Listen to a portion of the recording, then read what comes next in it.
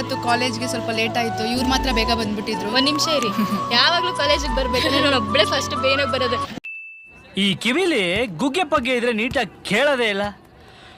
ಏನಂದೆ ಇನ್ನೊಂದ್ಸಲ ಹೇಳು. ಯಾವಾಗಲೂ ಕಾಲೇಜಿಗೆ ಬರ್ಬೇಕಂದ್ರೆ ನಾನು ಒಬ್ಬಳೇ ಫಸ್ಟ್ ಬೇನಾಗಿ ಬರೋದು. ಯಾವ ಇವೆಲ್ಲ ನನ್ನ ಕಾಲೇಜ್ ಲೈಫ್ ಪೂರ್ತಿ ಇವ್ರಿಬ್ರಿಗೋಸ್ಕರ ವೇಟ್ ಮಾಡೋದೇ ಆಗೋಗುತ್ತೇನೋ. ಒಂದೊಂದು ದಿನ ಒಂದೊಂದು ಪ್ರಾಬ್ಲಮ್ ಆಗುತ್ತೆ, ಏನು ಮಾಡೋದು. ಇವತ್ತು ಕೂಡ ಒಂದು ಆಕ್ಸಿಡೆಂಟ್ ಆಗಿತ್ತು.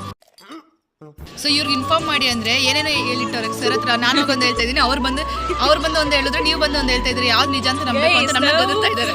ಸರ್ ಹತ್ರ ಹೋದ್ವಿ ಇವಳ ಬಗ್ಗೆ ಹೇಳೋಣ ಅಂತ ಹೇಳ್ಬಿಟ್ಟು ಇಂಗ್ಲೀಷ್ ಬಾಯಿಗೆ ಬರ್ತಾ ಇಲ್ಲ. ಏನು ಮಾಡೋದು ಅಂತ ಗೊತ್ತಿದ್ರೆ ಏನೋ ಒಂದು ಹೇಳಿದ್ರಿ ಆಕ್ಸಿಡೆಂಟ್ ಅಂತ. ಸರ್ಗೆ ಯಾರಿಗೆ ಆಕ್ಸಿಡೆಂಟ್ ಅಂತ ಅನ್ಕೊಂಡ್ರು ಗೊತ್ತಿಲ್ಲಪ್ಪ.